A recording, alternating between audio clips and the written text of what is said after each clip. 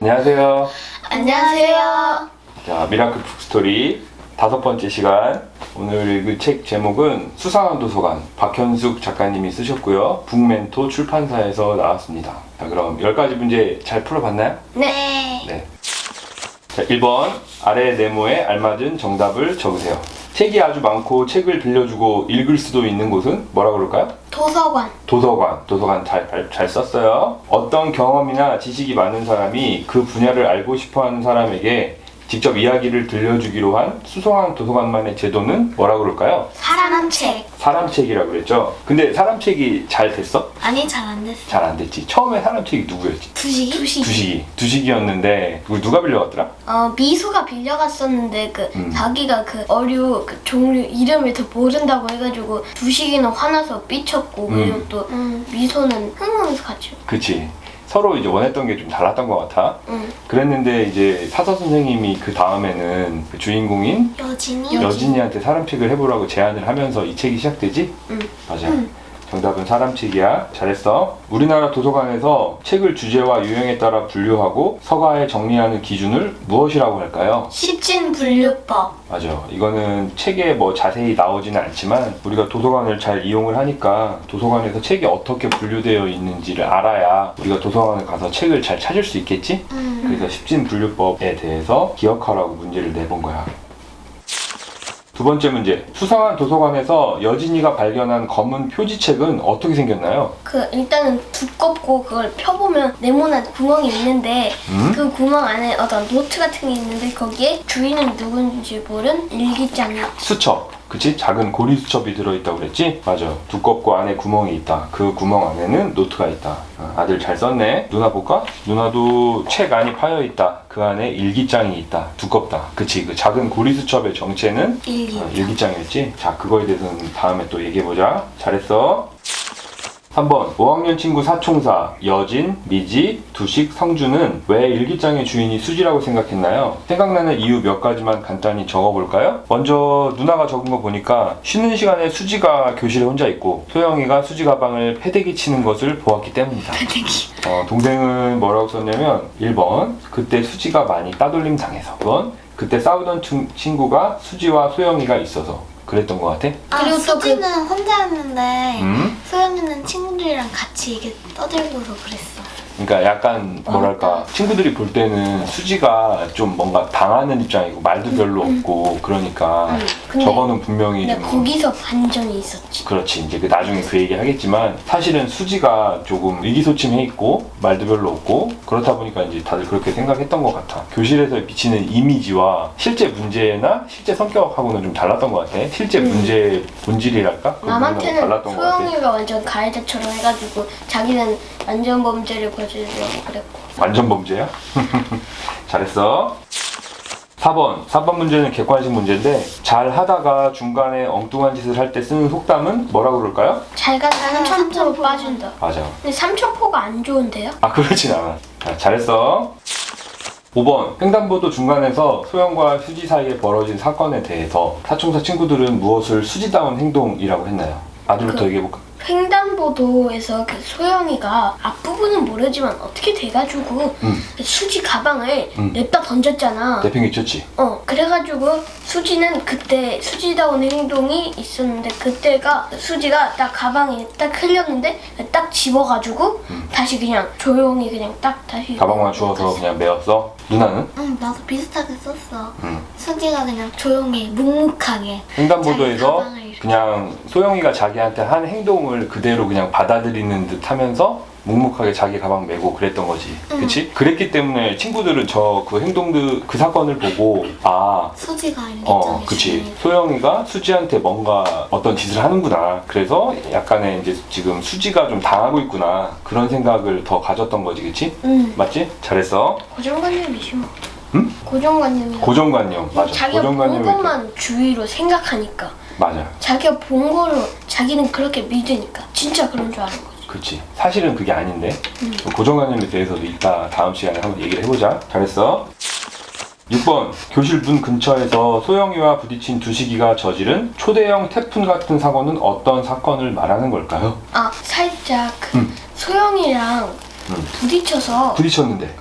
둘이 조금 말싸움이 일어났거든? 음. 그래가지고 싸움이 일어났는데 두식이가 좀 흥분해가지고 자기도 모르게 그 그렇지. 일기장의 내용과 수지가 소영이랑 싸우고 있다는 그 모두 시시하던 내용을 다 얘기해버린 거지. 맞아. 그래서 누나가 쓴 답을 보면 정확히 잘 썼는데 두식이가 소영이에게 아이고 답답해라 이러니 수지가 얼마나 속이 터질까 라고 한 거야. 사실 그것은 일기장에 쓰여있는 내용이었는데 비밀인데 그 얘기를 이야기한 거지. 근데 사실은 이런 사건이 있고 나서 뭐랄까 책 전체적으로 사건의 실마리랄까 빨리 전개돼서 빨리 풀어지는 계기가 마련되었던 것 같기도 해. 잘했어. 7번 사총사 친구들은 검은 표지 책 안의 일기장에 답을 쓰려다 생각을 바꾸게 됩니다. 마치 환한 빛 같은 어떤 아이디어를 냈나요? 두식이가 사람책이 돼서 이제 그 수지와 소영이의 사이를 풀어주는 것? 그치. 원래는 사람책을 누가 하려고 했지? 사람책을 빌릴 사람을 추첨하게 되잖아. 추첨을 누구가 했지 처음에는? 수지로 했는데 수지가 하기 싫다 그래가지고 싫다고 했는데 막막해 있다가 다시 추첨했지. 그 일기장을 음. 보고 다시 추첨했지. 맞아. 그때 뭘 발견했지? 일기장 내용이? 마지막 장에 일기장 내용이 그 마지막에 다 줬다.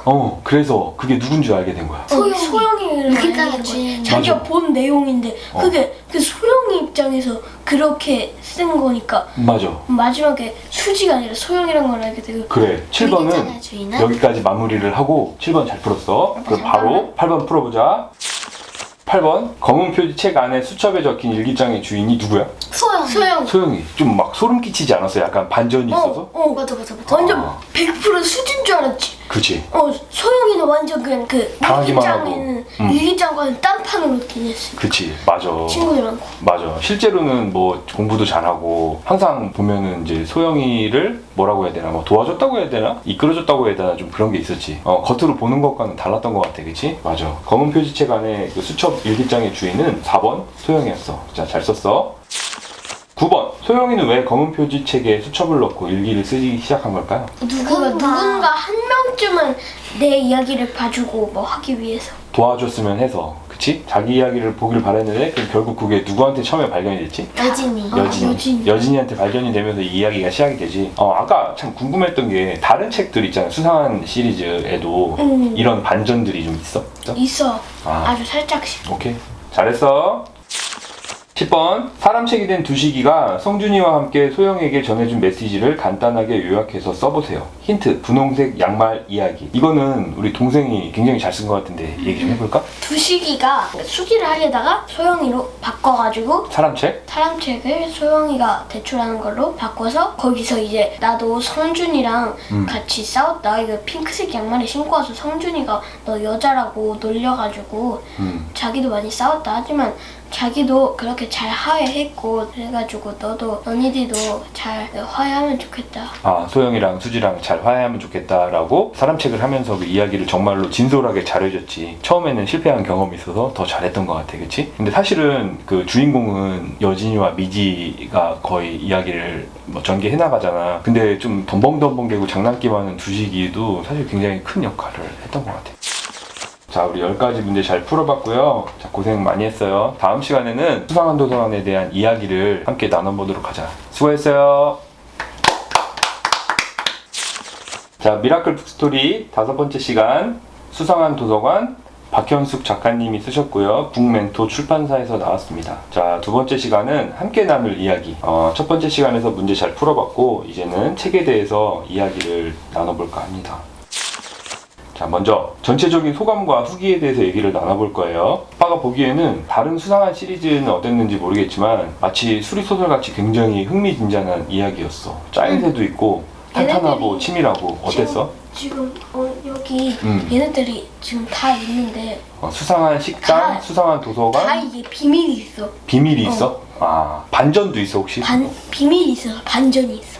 비밀이 있어서 반전이 있어? 이제 갑자기 이제 쫙 펼쳐졌다가 어떤 이야기가 막 싹 달라지고, 그치? 그런 것들이 있어? 그 책이 좀 재미있겠네, 그치? 나는 이 수상한 시리즈를 개인적으로 정말 좋아해. 정말 좋아해? 그래서 이게 책이 상당히 뭐 그렇게 얇은 책은 아니잖아. 그래도 굉장히 재밌게 읽을 수 있는 것 같아. 자, 그리고 일전에 어떤 작가님이었지? 성순미 작가님. 그렇지. 황선미 작가님 나쁜 어린이표 처음 가진 열쇠도 우리가 같이 읽어봤잖아. 그 책도 보면은 주인공 시점에서 주인공이 바라보는 세상 이야기 맞아. 형식으로 펼쳐지지. 맞아. 수상한 도서관에서도 나여진 여진이의 입장에서 이야기가 펼쳐지는 거야. 이런 걸 뭐라고 한다고 했지? 1인칭 시점. 맞아. 1인칭 시점이라고 그래. 그래서 내가 보는 관점에서 1인칭 시점으로 이야기가 펼쳐져. 그렇지 않고 어떤 사실은 이랬습니다. 저런 사실은 이랬습니다. 다 알려주는 것 같은 거는 전지적 작가 시점? 뭐 그렇게 얘기를 하거든? 그냥 참고로 했으면 좋겠어. 근데 이 책이 좀 두껍기도 했고 뭐 이야기도 재밌었다고 하지만 동생이 보기에는 어땠어? 어려웠어? 초반에는 이게 또 수상한 편의점이랑 또 살짝 연결이 되잖아. 그래가지고 처음에는 좀 나는 수상한 편의점을 안 읽고 이거를 맨 처음으로 읽어서 좀 힘들긴 했지. 그렇지. 그렇긴 해도 좀 중간 되니까 이제 그 첫 번째 얘기는 별 상관이 안 되니까 뭐 괜찮고 이제 중간 되니까 더 재밌어지더라고. 7박 8일 동안 공항에 묶인 이야기가 수상한 편의점 이야기야? 그랬구나. 이 책에 대해서 우리 누나는 어땠어? 나는 되게 재밌었던 것 같아. 이게 되게 반전이 있고 또 어떨 때는 되게 감명 깊고 되게 조언도 해주는 그런 책인 것 같아. 그래, 잘했어. 그 다음으로는 캐릭터에 대해서 한번 이야기를 나눠보자. 그래서 주인공 이름이 뭐였지? 나여진. 그래, 나여진. 여진이 뭐 가족 이야기도 나오지. 여진이 아빠 이야기는 나오진 않지만 여진이 엄마, 그리고 할머니 약간 좀 근데 뭐라고 해야 되지? 아빠는 티격태격 누가 쓸 거야? 하면서 뭐 아빠도 계시겠지. 그런데 이제 출장가셨나? 이야기에서 나오진 않는 거고, 여진이 성격을 보면 굉장히 좀 차분한 것 같고 생각도 많아. 사려 깊은 것 같고. 왜냐면 처음에 이제 사서 선생님이 부탁을 하잖아. 사람책 좀 해달라. 근데 이제 사실은 그 여진이 마음이 바뀌고 생각하는 거에 대해서 굉장히 소상하게 책에서 이야기가 잘 나오잖아. 너무 약해. 맞아. 그런 부분도 있지. 그리고 아까 뭐 수상한 편의점이라는 책 이야기도 했지만 7박 8일 동안 있었던 모험에 대해서 자기가 뭔가 좀 유명인이 된 것 같기도 하고, 사실 아무것도 먹지 않은 건 아닌데 그러니까 막 그렇게 사실은 알려지기도 하니까. 2라면 정도 했는데 그게 좀 더 이야기가 맞아. 좀 부풀려지면서 부풀려지는 아예 안 게 있었지. 먹은 걸로 된 거지. 그러면서도 보면 여진이가 굉장히 좀 용기 있는 것 같기도 해. 그리고 왜냐면 반에서 이제 문제를 좀 해결해 보려고 독서위원이 되잖아. 독서위원이 돼서 도서관 출입을 자유롭게 하면서 뭔가 이야기를 알고 싶은 궁금증도 있지만 어떻게 좀 해결하고 싶은 마음도 분명히 좀 있었던 것 같아. 초반에는 오히려 그 둘의 사이를 살짝 더 꼬이게 하고 이제 소영이가 더욱 화나게 해가지고 이제 그 수지의 사이를 좀 더 떨어지게 한 것 같아. 그렇지. 그리고 여진이는 굉장히 책임감 있게 잘. 책임감. 여진이 친구 미지는 어때? 미지는 성격이 급하고 성격이 눈치는 급해. 엄청 빨라. 눈치는 엄청 빨라. 그리고 되게 활동적이지, 그치? 그리고서 이 말을 꼭 해주고 싶은데 임기응변이 강한 것 같아. 뭐냐면 상황이 갑자기 예상치도 못한 상황이 벌어지는데 그거에 대해서 굉장히 잘 대응하는 것 같기도 해. 예를 들면 잘못하면 요즘 그 사람책이 되려고 했잖아. 그치? 근데 그때 그 미지가 빠르게 입을 막 그래가지고 임기응변 맞아. 그런 일도 있었지. 그리고 우리 남자친구들도 나오지. 두식이 이야기도 나오고, 뭐 성준이 이야기는 많이 나오진 않지만 성준이 이야기도 나오고. 근데 두식이는 어땠어? 굉장히 장난기 많은 친구지. 입 가볍고.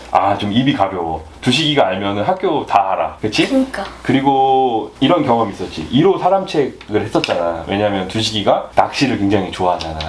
그래서 이제 낚시 이야기를 해주려고 그 두식이가 입고 온 옷이 턱시도라는 거거든. 막 그 제비꼬리 같은 그런 옷 있잖아. 했는데 결혼식 아까 때. 우리 아들이 얘기한 대로 미소가 대출을 해가는데 이제 낚시하고 생선 이름하고 서로 막 티격태격 하다가 첫 번째 사람책이 굉장히 좀 되게 이상하게 엉망으로 됐지. 엉망. 근데 보면 두식이도 굉장히 나름대로 합리적인 것 같아. 그리고 무엇보다 이제 그 위기 상황에는 진짜 좀 약간 바퀴벌레 같이. 바퀴벌레는 평소에는 뭐 좀 멍청하잖아. 바퀴벌레? 바퀴벌레가 평소에는 좀 멍청한데 위기 상황이나 진짜 그런 상황이 오면 IQ가 확 높아져. 진짜. 그래? 알았어.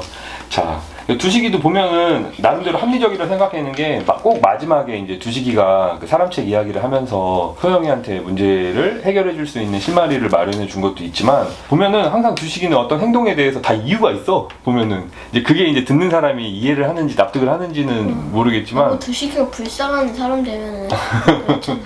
그래. 그리고 두식이 친구 성준이 아주 단짝 친구지. 마찬가지로 성준이도 장난기가 되게 있었던 것 같아. 근데 이제 느낌이 뭐랄까 되게 둥글둥글하고 그냥 무난했던 성격이었나? 그 눈치가 엄청 없었어. 나도 내 절친이랑 좀 잘 맞지. 그치. 성격이 좀 다르고. H.M. 군? 예스. 오케이. 그리고 이제 아빠의 편견일 수도 있는데 그 뭐 핑크색 여자 같은 옷 입었다 이런 얘기를 보면은 그냥 무던한 것 같은 근데 좀 성격? 그런 것 같긴 게 해. 그게 또 고정관념이야. 이게. 그렇지. 이게 그 여자 요즘은 뭐 그 원래 진짜 잘생긴 남자 연예인들은 또 진짜 핫핑크 입으면 되게 멋져 보이거든. 그래.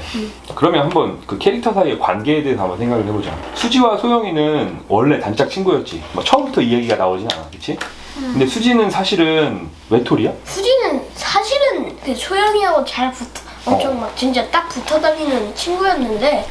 근데 그 어땠어? 사건이- 뭐든지 잘하지. 그리고 뭐든지 잘하고 꼼꼼하고 실수도 잘 안 해. 근데 반대로 소영이 근데 소영이는 보면은 덤벙대고 수학 못하고 공부도 잘 못하고 뭐 그렇게 했는데 1학년 때부터 이제 수지랑 짝을 하면서 수지한테 뭐 배우는 것도 많지만 수지한테 좀 의존하는 게 많았던 것 같아. 그래서 그 뭐랄까 열등감이라고 할까 그런 것도 좀 있었던 것 같아. 수지한테 뭐냐면 난 항상 수지에 비해서 뭘 못해. 수지는 항상 나보다 잘해. 뭐 이렇게 느끼는 열등감이 있잖아. 보면 그 반대말이 좀 우월감이라는 건데 누구보다 낫다 이런 감정이 아니고 난 누구보다 항상 못해 그런 열등감. 근데 이제 사실 뭐 좋은 감정은 아닌데 때때로 이제 상황에 따라서 그런 감정을 느낄 때가 아마 너희들도 있을 거야. 보면은 살다 보면 학교에서도 그렇고 뭐 어떤 관계에서든. 그리고 집에서 보면 여진의 할머니하고 엄마 약간 좀 뭐랄까 대립하는 그런 구도로 이야기가 펼쳐지지. 원래 평상시에는 며느리가 시어머니한테 막 대들고 그러진 못하잖아. 그렇지. 근데 이거는 약간 어떤 면에서는 고정관념을 깨는 그런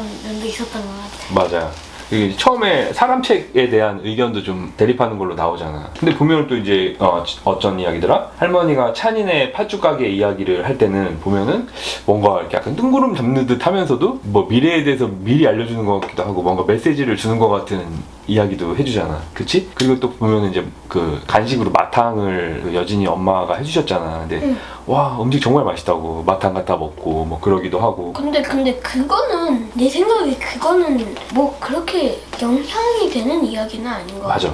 차라리 근데 그 할머니의 꿈 이야기? 그건 좀 이따 얘기해보자. 할머니의 꿈 이야기는 뭔가 좀 앞으로 벌어질 일에 대해서 메시지를 미리 주는 역할을 하는 것 같아.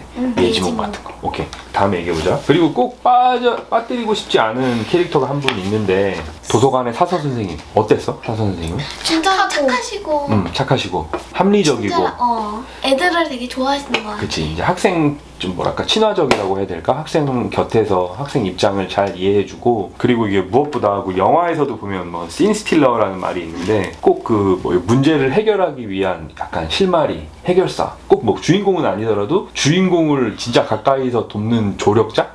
그런 역할을 하는 게 난 사서 선생님인 것 같아. 그리고 굉장히 나오는 이야기도 많았어. 처음에 보면. 왜냐면 이 이야기 자체가 도서관에서 펼쳐지잖아. 근데 그 수많은 순간 소영이가 들어갔을 때 왜 사서 선생님은 단 한 번도 못 봤을까? 좀 웃기지, 그치? 그리고 사실 사서 선생님 다 알고 있었어. 그랬나? 진짜 다 알고 있었을까? 모든 걸 다 알고 있었던 거야. 와, 그럼 섬뜩하다 진짜. 완전히 소름 끼친다, 그지? 그리고 이제 책 귀신 이야기를 하는 어린 아이들 이야기도 나오지, 그치? 정말 순수한 아이들이야. 그래, 순수한 아이들이야. 그냥 귀여운 순수한 아이들. 아이. 맞아. 거기까지. 이걸 영화로 만든다면 이것도 재밌는 것 같아. 자, 잘했어.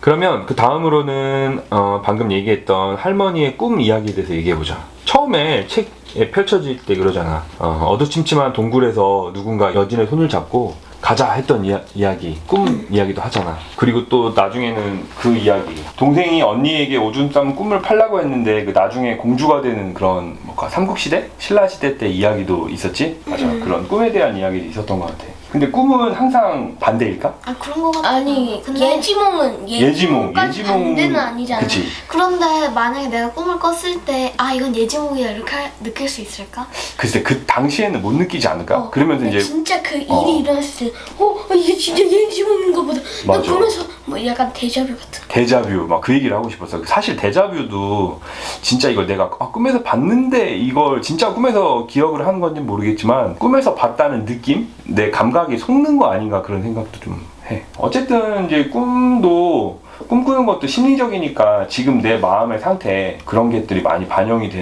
되지 않나 싶어. 그리고 사람이 이제 내가 이렇게 깨어있고 이런 의식이라고 그러잖아. 그 의식 바탕에 보면은 무의식이 엄청난 그 부분을 차지하고 있대. 사실 요즘에 좀 아빠도 일도 많고 좀 이렇게 약간 예민하게 하고 그러잖아. 뭐에 집중할 때는 무의식적으로 그냥 탁 하다가 다시 의식이 딱 들어오잖아.